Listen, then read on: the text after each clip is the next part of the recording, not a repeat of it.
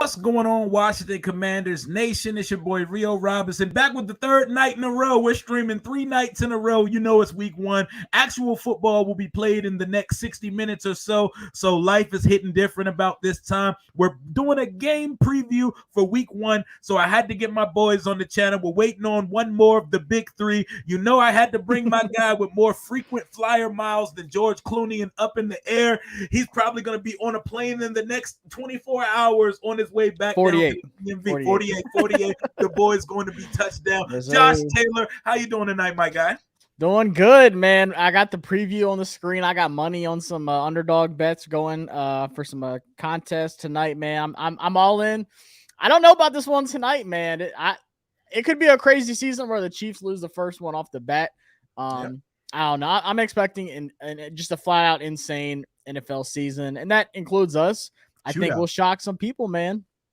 I would love to see a shootout because the last time Jared Goff played against Patrick Mahomes, I believe, was the Rams-Chiefs game. Dude, that was like 100 points. That was like the greatest football game. Like that game was peak football is life, bro. Like no defense was play. It was amazing.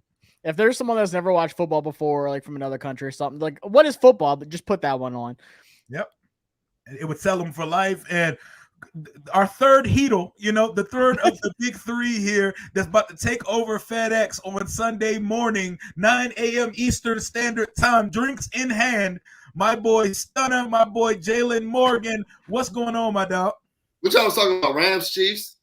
Yeah, we're talking about Rams Chiefs. That was the last time we were talking about. That's the greatest football game ever played. Ever. The greatest bro, like Josh just said, if that was someone's first experience seeing football, then you were just blessed that your life changed when you saw that. How are you feeling tonight, my guy?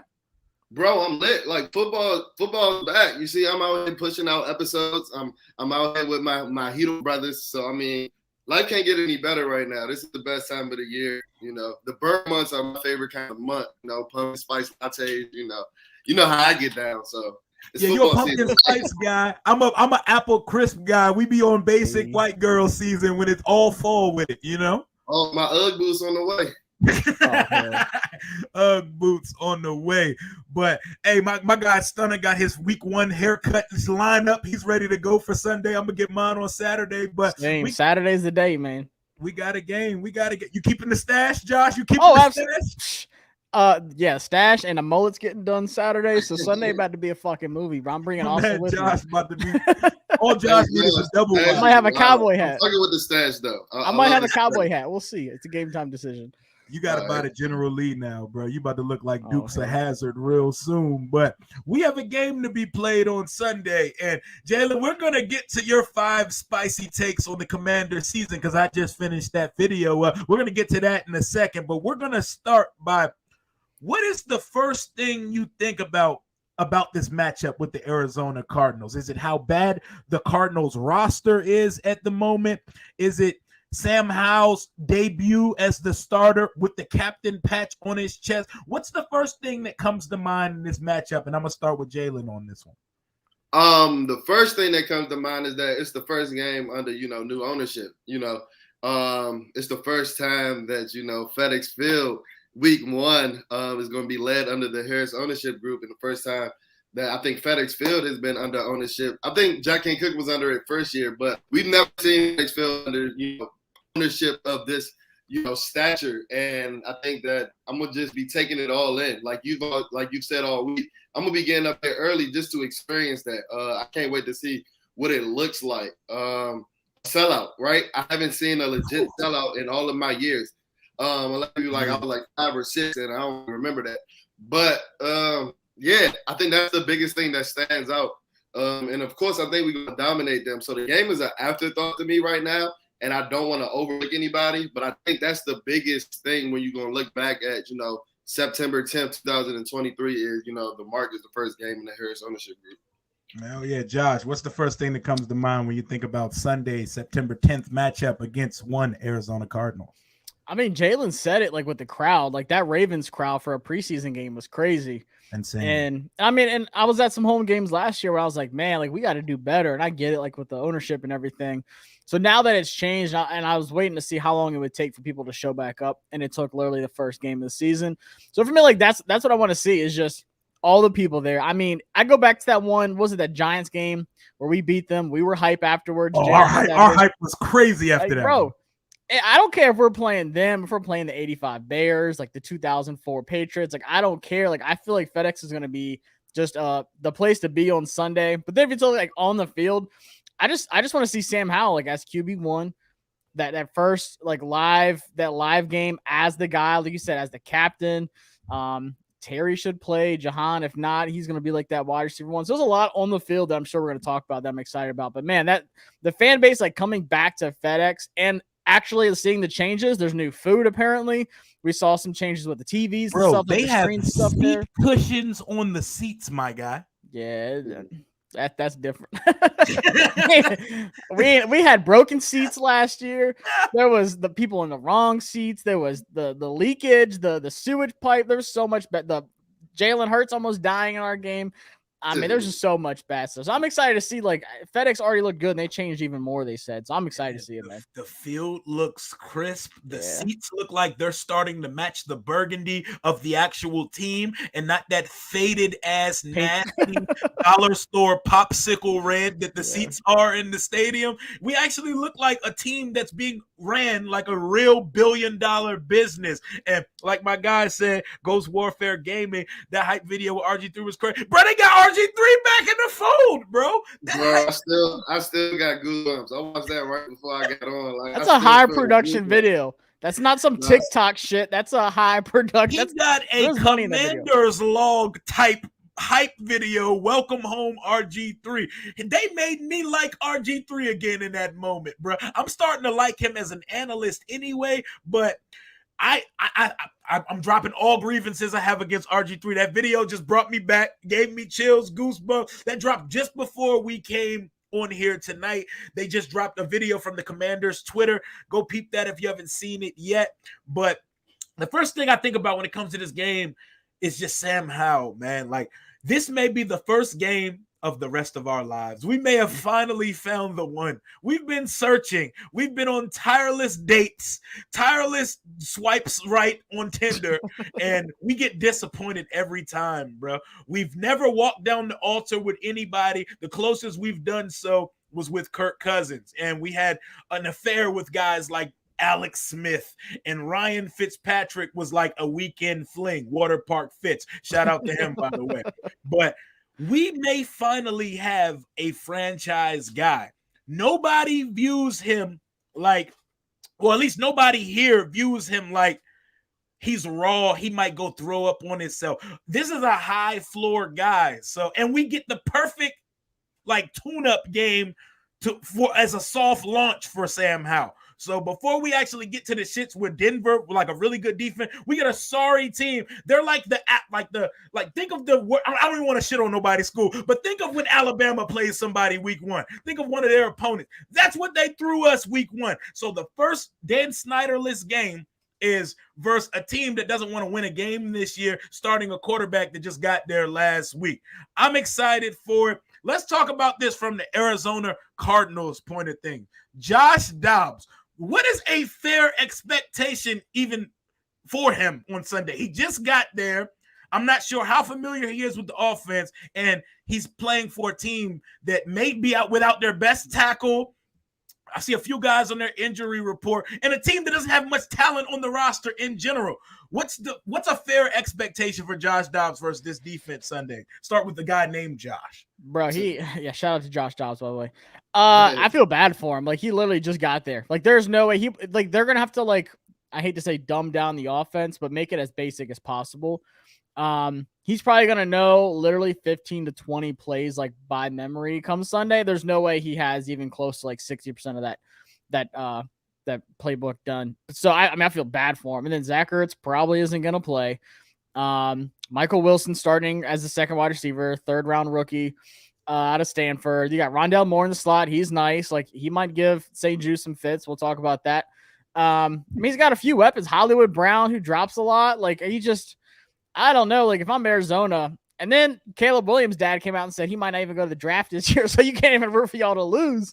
Like, I don't know, man. I feel like I'm a Washington fan, bro. He wants to work his way here.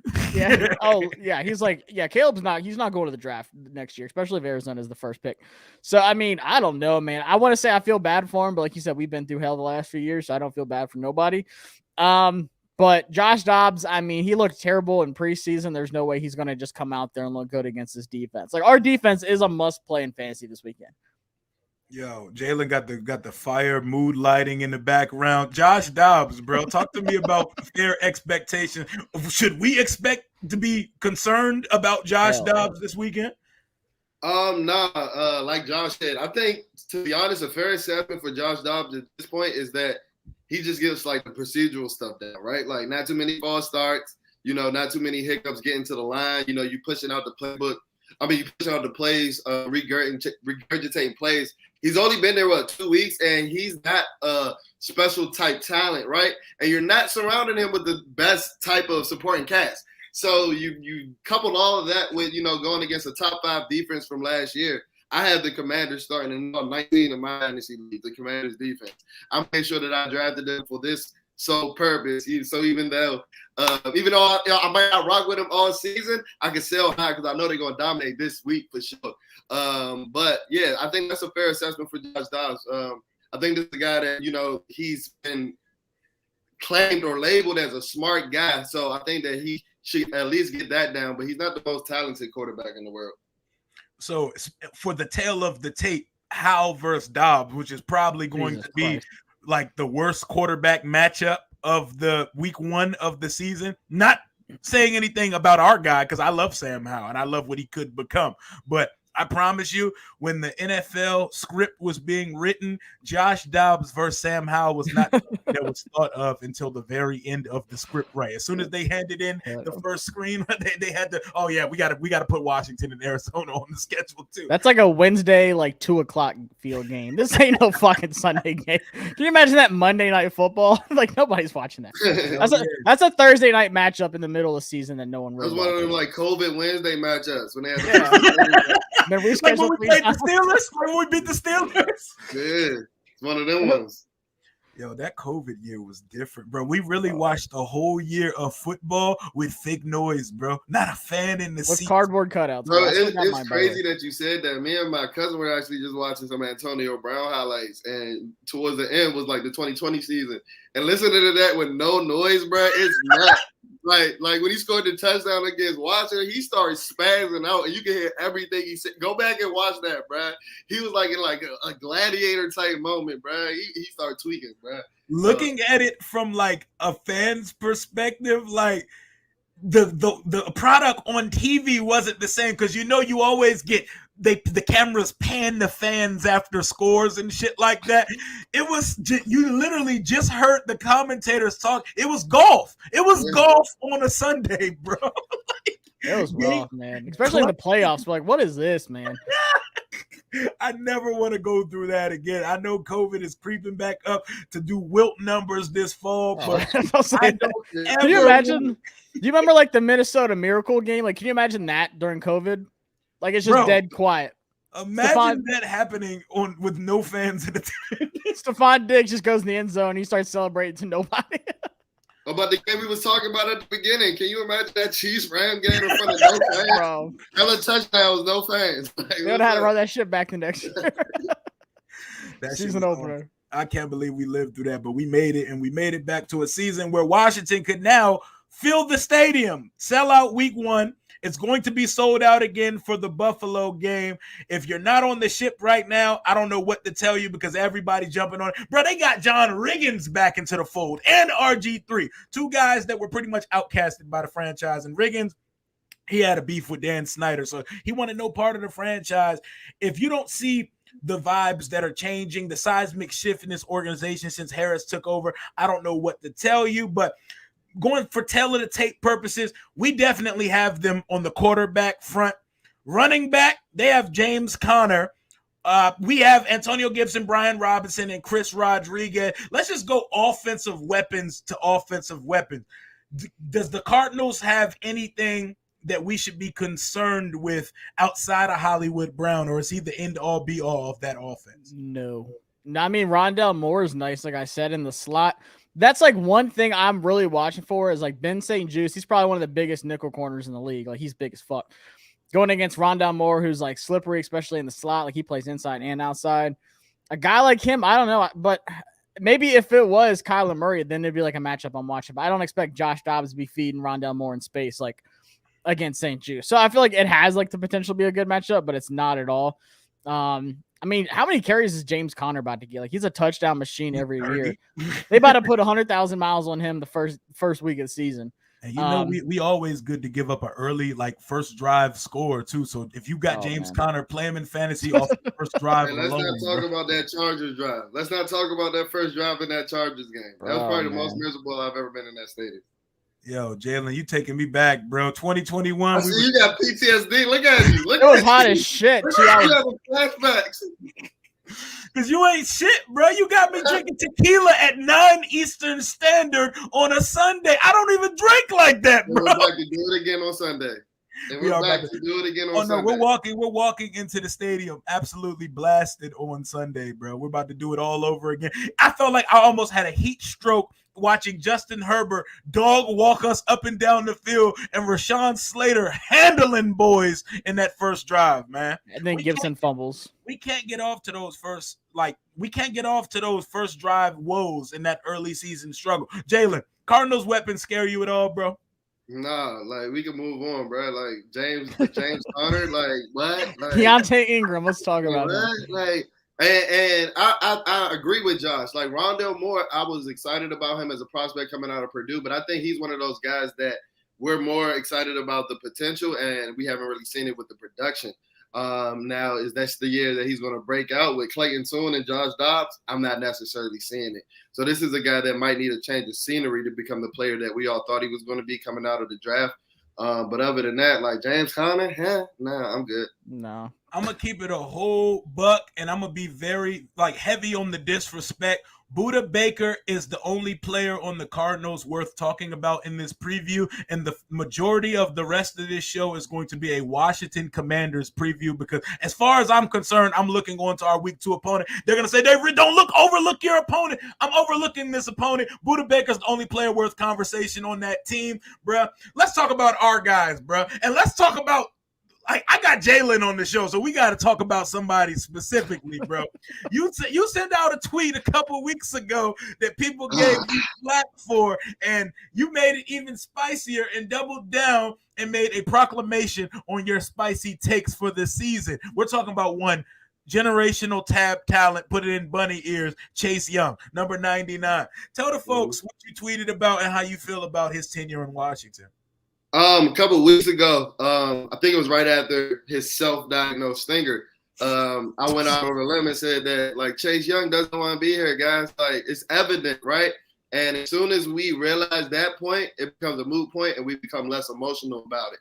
And guess what? They just proved me right because all the emotional men on Twitter just attacked me for that point. They're like, dude, do you talk to him personally? I got called Jerry Springer on the radio. Like we ain't even gonna talk about all that. Hey, RPJ, man. RPJ. Dude telling me that I shouldn't have put it out there like it was a report. And I'm just going off what I see, what the optics look like. This is a guy that never comes to camp. This is a guy that self-diagnosed his injuries. This is a guy that was cleared 2 months before he actually played last season. And then we come back this year thinking that he's going to come to OTAs. And guess what? He doesn't. You know why? Because he doesn't want to fucking be here, bro. Like this is – I don't want to get too riled up because I'm going to be like them emotional men over there on Twitter. But I just want the apologies to be as loud as the disrespect when he ends up leaving at the trade deadline or at the end of the season because it's bound to happen. Chase Young will not be a Commander in 2024. And as I mentioned before, I'm not going off of emotion because the things that I'm saying, this is come off of a track list of being a longtime Washington football team, Redskin Commander fan. I was spurred by the likes of Malcolm Kelly. You guys telling me that, it's still year 2. Well, guess what? He only played 2 years. Because guess what? He was a shell of himself by the time he came to the NFL. And I think that's what we see with Chase Young, especially coming after that injury. Now, was the injury his fault? No. But he did play 9 games in 2021 and a sack and a half more than me. right? But I think people fail to acknowledge that, right? He has 9 sacks in his career, and this is a guy that we were air quoting, putting in quotation marks as a generational talent. That's bullshit, bro. That's bullshit. I'm sorry to be cussing on his platform, but that's what we do over here. That's what we do over here. This is the Jay. I'm a realist at the end of the day. And in year 4, for a guy with 9 career sacks, I'm not going to be going to bat for him as hard as some of these dudes over here on Twitter and some of these disc jockeys over here on Team 980, 1067. Yeah, I'm putting it out there. And some of these guys doing it, man. Oh yeah, well, we're all for the colorful language. That is on brand for this platform over here. Josh, would you like to add anything to the Chase Young saga? I mean, yeah, I don't know if he wants to be here or not. But like the thing that like sucks is like he was getting put in the same group as the Bosa brothers because they all played at the same school and everyone's like, all right, this is the next guy. How much money both of the Bosas are making right now. That's what I'm saying. Chase is not going to sniff that. He's going to get like the EBT of checks if we pay him anything. Ain't no way in hell he's getting anywhere close to that. Like, I don't know, man. That's getting the stimulus edge money. It's gonna. I mean, to me, it's gonna look like he's not gonna want to be here once we offer him like a fair deal. He's like, no, I'm worth more than that. Like, are you though? Like, what part of you is worth it?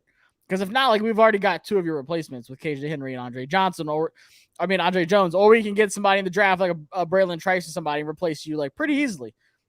Which sucks. I mean, I like Chase. I would love for him to be a generational, pass rusher, but besides his rookie season, we haven't seen it yet. So I think the personality.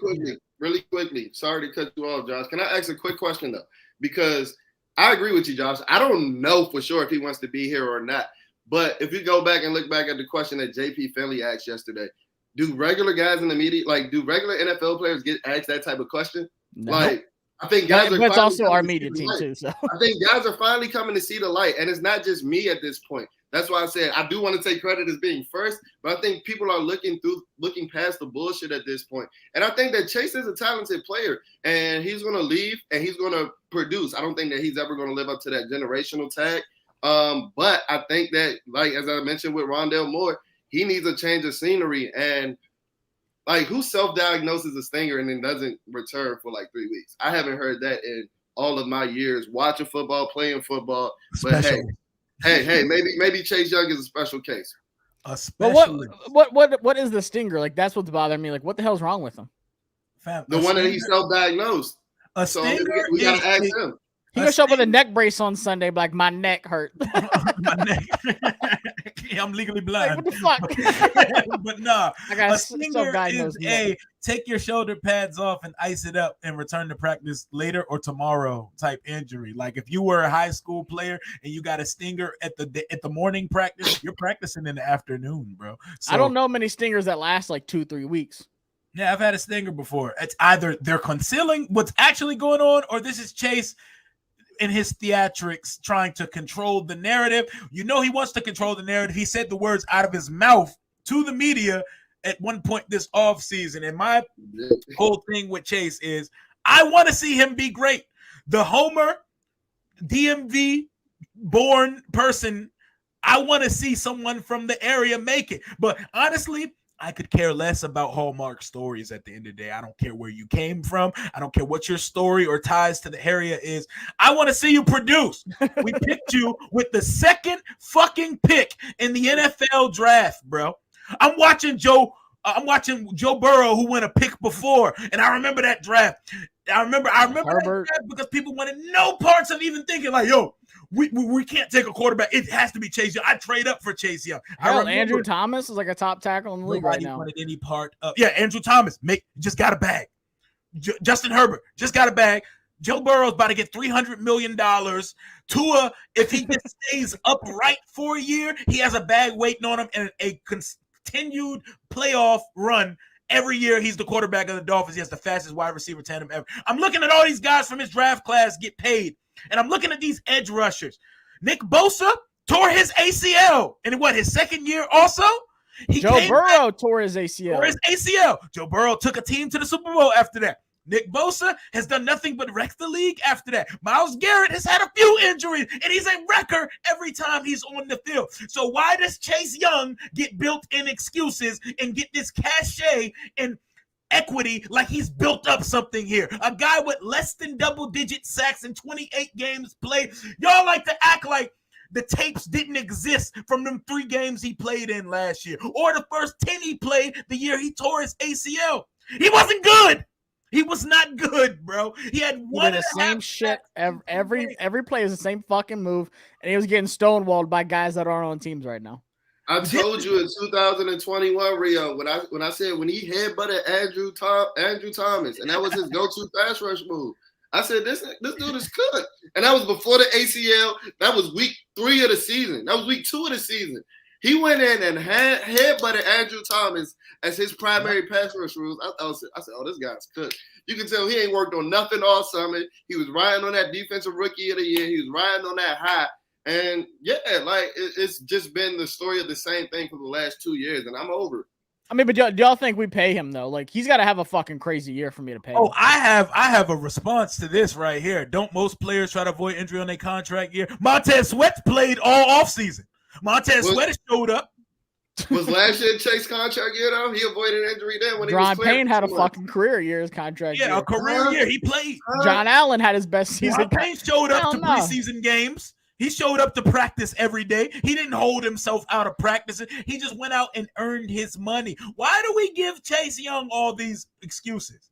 My Instagram is nothing but fucking highlight videos if it's my contract year. I'm in like fucking Indonesia catching passes from like a quarterback. Yeah, I'm running hills in Uzbekistan if it's my I'm fighting a grizzly bear in the woods. Contract year, like Mystical said, if you see me in a bear in the woods, you better save the bear. You know what I'm saying? My God, he has a stinger. We might not see him till week 8.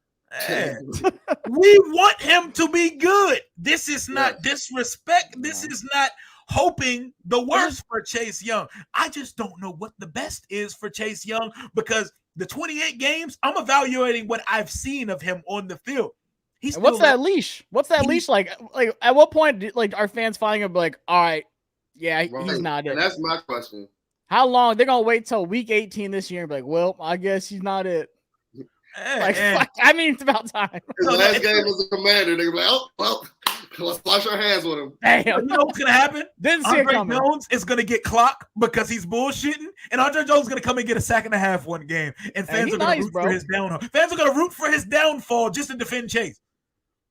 Yeah. But Chase would be doing that if he was out there. When's he out there? When is he fucking out there, bro? The casual fans are gonna think that's Chase Young because they look the fucking same with the helmet. I'm like, see, look at the sack. I'm like, no, it's Andre Jones, you dumbass. Man, the fact of the matter is, no matter where we took Chase Young, for what we've seen of him in 28 games, he gives us the production on the clip of an F.A. Abada, which is a situational depth piece pass rusher. And that's F.A. Abada.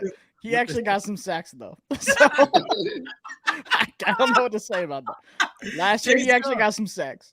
Chase Young, I just want to see something out of you, bro. I see your mom and them at the stadium every week, and they want to see it. I feel like sometimes they may want it better than he does. But let's talk about the guy on the other side of the line, though. The other guy that's in a contract year this year. What do y'all expect from Montez Sweat in 2023? And what does his game look like? What does his line look like Sunday? Jalen, what do you expect from Tez? I expect a dominant year. As we mentioned, this is his contract year. And the few times that I was out in training camp, he looked like a dominant player. Now, Montez Sweat has always looked like a dominant player in training camp. But I think that he saw Deron Payne get that bag, and I think that he has an emphasis on finishing this year. And if you heard the few interviews that Montez Sweat does, he's a mighty quiet guy.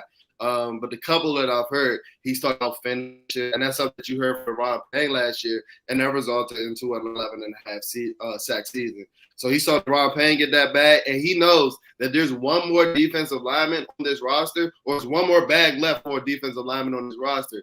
And I know him and Chase are buddies, but he's looking like he's going to go get that thing before your boy, Mr. Predator, Mr. 99.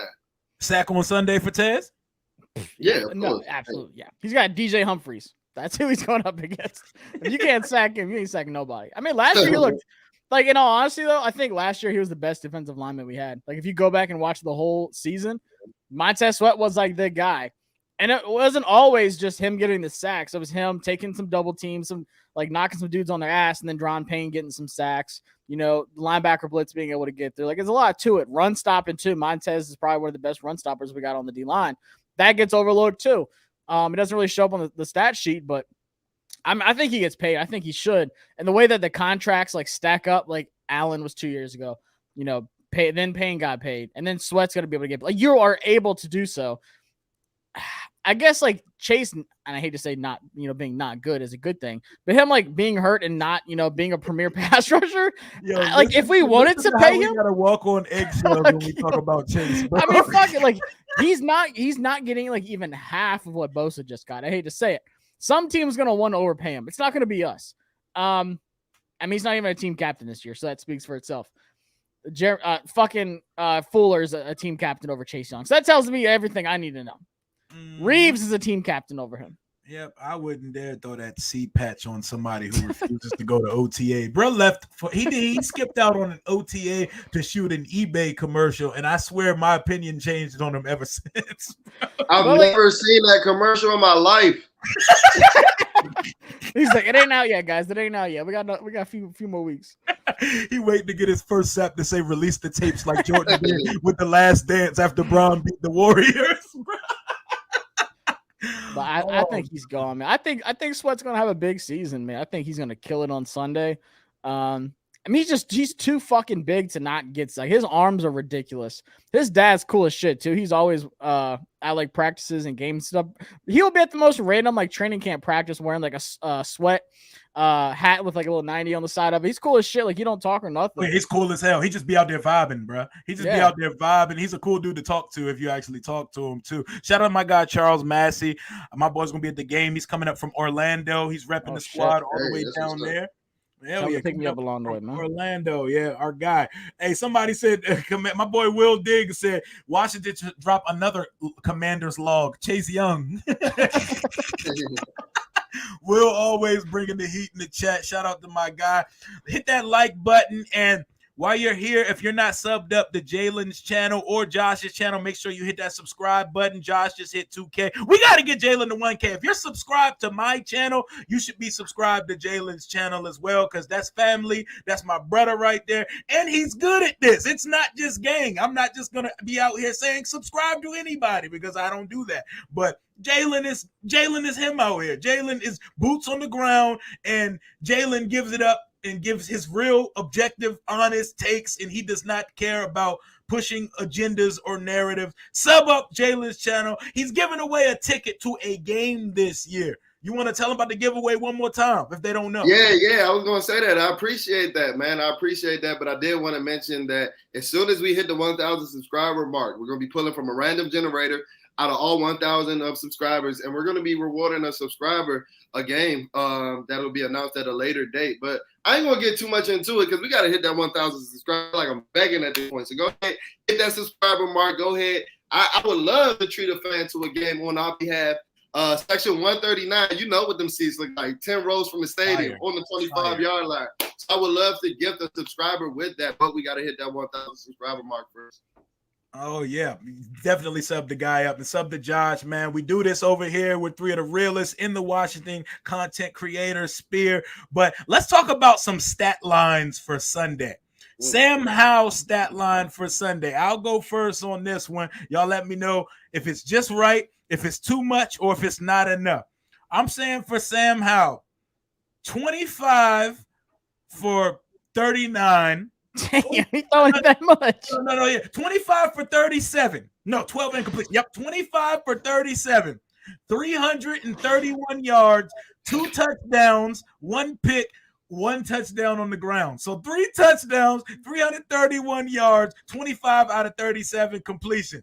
Is that too high, too low, or just right? Josh, start us off. I mean, I think that's too high. You have him throwing it the whole fucking game. I mean, bro, 39. I think. What is the run game, bro? This ain't Scott Turner shit here no more, bro.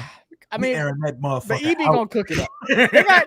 they got Jared Goff's like prediction for tonight is like only like 36 pass completions, and that's going against Pat Mahomes, where he's gonna be playing down the whole game. I don't know, man. I'm gonna say 20. 24 for So one less completion. or 23 for 30. 23 for 30. There'll be some like little short dink and dunks that the completion percentage will be high. I'm gonna go 256 passing yards, 2 touchdowns, no interceptions, unless Buda Baker starts cooking something up. And I'm gonna say 40 rushing yards. And he ain't gonna score on the ground though. Hey, y'all go ahead while y'all here in the chat. Y'all go ahead and roast Eagles fan because he always in here with the troll. Y'all go ahead and ether that man in the chat right now. Tell him to step his troll game up too, man. Like, you got to give us some new material, bro. You come with the same shit. Jalen, Sam Howell stat line for Sunday. I'm going to go ahead and say that yours was too high because I think that the game script, just simply off the game script, I think that we're going to be up early in the first half, and I think that Ron's going to go ahead with that arcade 2-to-1 rushing ratio that he gave you in February. No. That's what he said he wanted, right? And I knew what he meant by that. And I think that this is one of the games that he was talking about where we're going to get up early and then we're going to be running with the slew of running backs that we have. I think that Chris Rodriguez is going to actually flash in the second half because we're going to be up by so much. But as far as the stat line, I'll say I ain't think about this question before you asked. This is a good one. About 22 for 29, maybe. So supremely accurate for about 260 yards and maybe two passing touchdowns and about 30 rushing yards. All right, so what is y'all's reaction on Sunday if he do throw for 330 and runs for 1 and throws for 2 touchdowns? How are y'all feeling walking out of FedEx Field at 4:45 p.m. Eastern Standard Time? See, this is where I wish we had the video after the Giants game where I headbutted you walking with Josh, because I would have said that's exactly what I'm doing right now. So you better get ready for another headbutt if that happens. That shit was hype as hell, bro. That was the hype. I thought we won the Super Bowl, honestly. That was it. That was definitely the most euphoric feeling we've seen in person at that stadium. But I really think Eric Bieniemy is going to throw that pill, bro. I think we're throwing that joint all over the field. But let's move to the receivers before we get to the running game, because I want to do the running game last, because I don't want that archaic shit. I don't want that prehistoric Mesozoic run 30 carries. Run the ball 40 times. It's cool, but that's not sustainable though. Jahan Dotson and Terry McLaurin. Stat lines for Sunday. Terry's starting, in case anybody wants to know. He's fucking wild. He's starting on Sunday. That's crazy. You're going to have to drag that boy off the field to get him to not play on Sunday. Give me Terry's top 2 target stat lines for Sunday. Jalen. Jahan Dotson. 7 catches on 9 targets for 111 yards and a touchdown.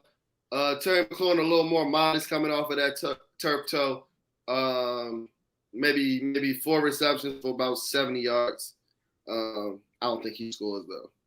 Yep, and you had a spicy take on your show, something that me and a couple other guys in the chat, we've been hinting at for a while, and that's that this is a good problem to have, and that's that Jahan may usurp Terry as the number 1 receiver on this team at some point in 2023. How soon are we talking? But before we go into that, please mention that I'm Team Terry all the way, and up until this turf toe injury, I did not think that was going to be the case. But as I mentioned before, guys, turf toe injuries for speed guys, those can be a bitch, right?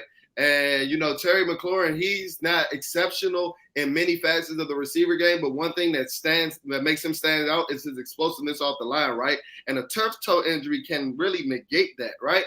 And I think that if he's not 100%, I really need to see how he comes back week 1. But I did say that, if Terry's not 100% with this turf toe all season, Jahan does have the capability of, usurping him as the wide receiver 1 on this roster. This is a guy that had first-round draft pedigree, so he has the talent. If you go back and look at his reception perception from last year, I think that there was only one route where he was tracking red, which meant that he lost less than 50. He won less than 50% of the time. So this is a supreme route runner. This is a route technician, and I think that he has developed a chemistry with Sam that he's really going to just pick up where he left off in week 1 of last season. If you look against the Baltimore Ravens, when Terry had his injury, the next 4 or 5 targets went to Jahan Dotson. So I think that that's just going to be a repeat of this week for sure. Oh, and Josh, I know you have all the Penn State We Are access, my guy. You cover a lot of things for that team. Are we fair to assume that Jahan that we're gonna have number 1 receivers, or eventually supplants Terry as the number 1 target here in Washington? I mean, I think Jahan has everything it takes to be a wide receiver 1 on another team. And you're talking about reception perception. Matt Harmon, shout out to him. He's a Virginia guy, by the way. He loves Jahan Dotson. He thinks he's one of the best wide receiver to come out of that draft class, which had Chris Olave, Garrett Wilson. The numbers speak for themselves. And it's nothing against Terry at all. Even if you take Terry away from this team, Jahan Dotson is a wide receiver 1 in this league, and people are going to see that. Even with his size, he just does everything well. He had the most sure hands in that draft class. He had the lowest drop rate. He's the best route runner in that whole draft class. And right now, he's a borderline top 10, top 15 route runner. His release package is ridiculous. He gets separation right away. He doesn't even have to worry about how sharp his cuts are, or how his breaking point looks. You watch any rep, I guarantee you the first 3 steps, he has some kind of separation, or he stacked his DB already. So, I mean, it's scary to think that we have 2 wide receiver 1s. A lot of people at the time of the draft, what do we need to draft another wide receiver? We got Curtis Samuel.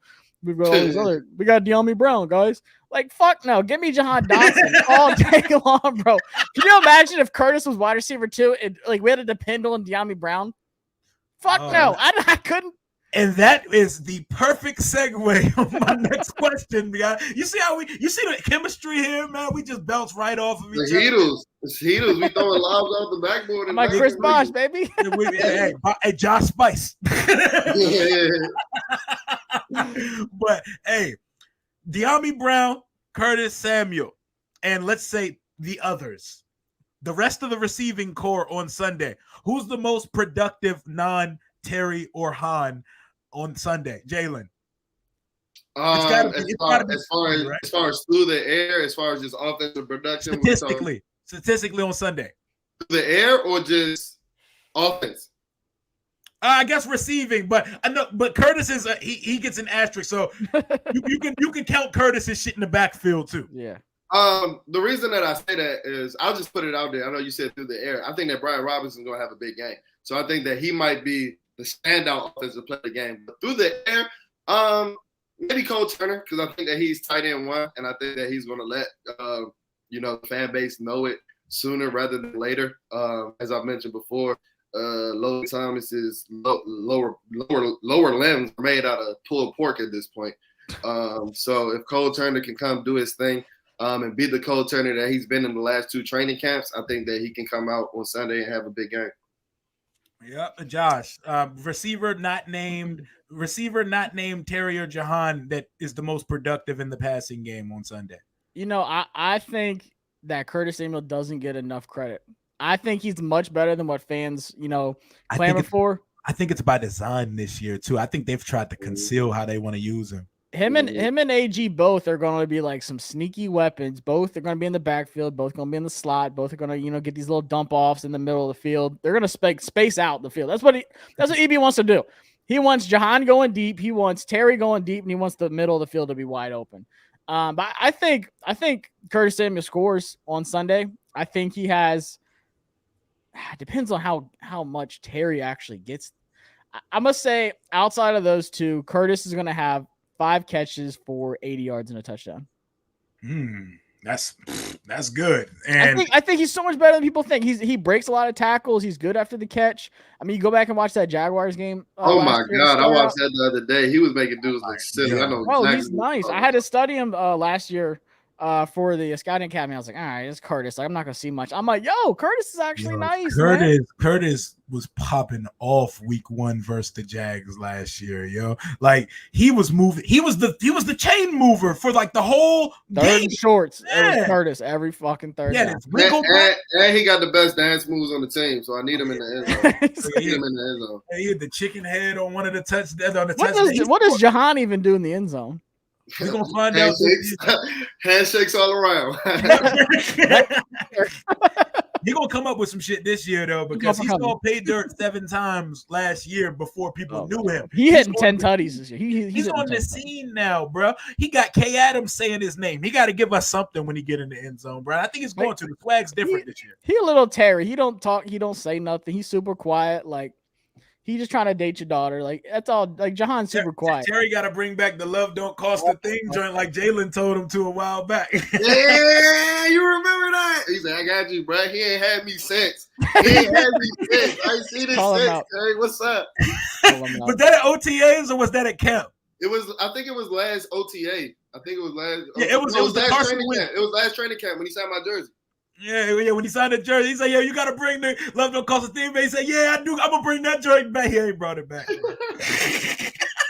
He ain't brought it back yet. But let's move over to the other side of the ball. I know there's a lot to talk about in the backfield and the offensive line, but I'm gonna get these guys out of here because we're all trying to watch football tonight. We're gonna make a couple of defensive predictions. We're gonna make our score predictions. Predict the game tonight. We're gonna get the hell up out of here and enjoy some Thursday night football, the opener of the NFL season.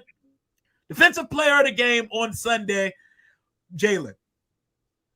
Cam Curl. I think he gets a interception. I think that he might end up with double-digit tackles just with the scheme that the Arizona Cardinals run with that side-to-side offense where you have to make plays in space. I think he's one of the best open field tacklers in the league. And I think that this is the year where he's really harping on forcing turnovers. In training camp, he played a lot more in the post than I've seen him play in his first 3 years in Washington, where he's more susceptible to cause those turnovers. And I think that he gets Josh Dobbs for at least one. And I think that he just might overall be our best player on the defense this year. So I'm going to go ahead and rock out with Cam Curl. Hell yeah, Josh. Defensive player of the game for week 1 for Washington. It's going to either be Sweat or it's going to be Forbes. Forbes on Michael Wilson. He's going to have a pick. I like Michael Wilson a lot. Not a lot of people know who he is. Another one of these like quiet guys, kind of like Jahan. He's really good. He was just at a shit offense in Stanford. So I'm going to say Forbes is going to have a pick, but I'm going to say Sweat has 2 sacks. Okay. Sweat has 2 sacks. I think Sweat's gonna be the defensive player of the game. He's gonna have a strip sack. I'll say he'll have 1 sack. I'm gonna go out on a limb. 2.5 sacks for Montez Sweat, and he forces a turnover on Sunday. And shit, he may house one. You know, remember watching Sweat house that joint on Thanksgiving back in 2021 in Dallas for Thanksgiving when we beat them 40-16, man. I think that was the last time we blew a team out.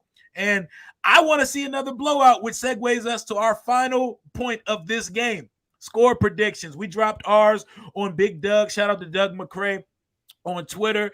We dropped ours today where I revealed my score prediction for Sunday. Washington 34, Arizona 13. 21-point victory.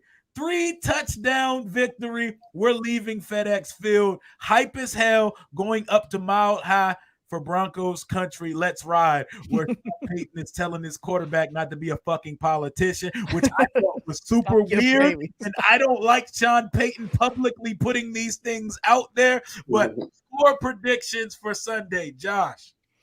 I said 30-13. I think a blowout is technically 3 possessions, whether it's 2 touchdowns and a field goal, whatever. So I think anything with 17 points, I think we're right at that 17-point win. I got 30-13. I just, in all honesty, if it's not a 3-possession win, like what the fuck are we doing? How are we that close to the Cardinals? Like I just don't see them actually moving the ball on us. I think B-Rob's going to run the ball all over that defense too, so it's going to keep the score low for them. Jalen, what's the score on Sunday? 28-7 to meet Josh's threshold, a 3-score lead for it to be a blowout.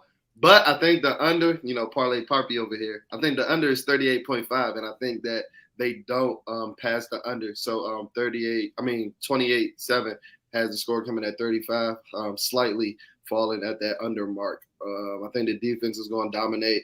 And like Josh said, I think in the second half, that run game is going to show up, shorten up the game, and resulting in not as much of a blowout as we could have had. But we're going into week 2 pretty healthy as we go face them Denver Bronco boys. How many kicks does Slide miss? He's gonna be over for 1, right? He busted his nut against the Ravens, so I'm already expecting. I'm already expecting 1. Hey, when he threw up the L at the end, I said, "Yo, Sly got his swagger back." Oh, I was like, "That boy just a fumble at week 1."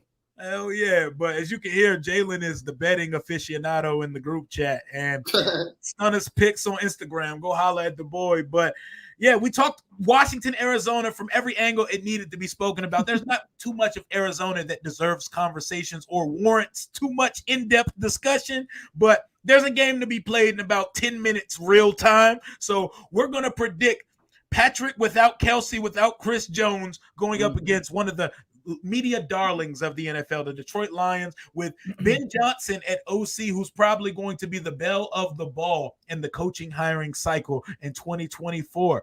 Do the Chiefs still start strong and Mahomes just get on his Jordan LeBron shit and carry the team without his main ace? Or do the Lions come in and upset them to start the year? Jalen, start us off. Chiefs money line. I don't know. I don't think they cover the spread. I think it's at 3.5 right now. But are we really going to go against Patrick Mahomes? Like, Mahomes, we went against him without we were doubted him without Tyreek Hill last year. I mean, we're doubting him with one leg in the Super Bowl. That's what I'm saying. Like, Travis Kelce is a hell of a player, but I'm gonna put my money in Patrick Mahomes every time. And at the end of the day, it's Patrick Mahomes versus Jared Goff, and you know, I don't think too much needs to be said at that point. I mean, last time Mahomes played without Kelsey, they won by like 3 touchdowns. Yeah. So, I mean, it's Mahomes. They're at home. There's no way they're losing this game. I take money line too. I might even bet the spread. I think the Lions will be nice this year. They're like the one threat to. I think they can win the NFC North, but even if the Vikings do, they could be like a long-term threat throughout the season to take Washington's playoff spots. So that's something to watch for. So if you're a Washington fan, you want them to lose, even though it's against the AFC. You want them to suck this year. But shout out to Jahmyr Gibbs, Brian Branch, Alabama rookies. Hope they ball out. That's all I'm watching for, really. Something we talked about earlier was the last time Jared Goff played against Patrick Mahomes. It was something we were talking about as the stream opened up. So I'm trying to manifest peak television, peak football at its finest. I'm going to manifest a shootout between the Lions and Chiefs tonight. 41-37 Chiefs. 4-point victory. Lions take the lead with under 2 minutes left, and Mahomes does Mahomes things, clutches it out. 41-37, 390 yards and 5 touchdowns for Mahomes to start the season, because that's what the hell Patrick Mahomes does. He's going to do a backflip in the end zone as time expires. Boy don't need ankles. Boy don't need Kelsey. Boy don't need nothing on the field but his right arm is an absolute cannon, man. But for that's going to close us out for tonight. I'm going to let these boys plug everything they need to plug. Josh, plug your underdog picks. Jalen, plug your Twitch, your channel, your Instagram, all that good shit. I'll go ahead. My routing number. Let's get up out of here, man. Yeah, follow me on Twitter, Instagram, whatever, at Josh Taylor FB. YouTube's JTFB, and then same with Underdog Fantasy. If you sign up, promo code JTFB to double your deposit, we're going to win some money. I got a lot of shit riding tonight, so hopefully it is a shootout because I went high on everything.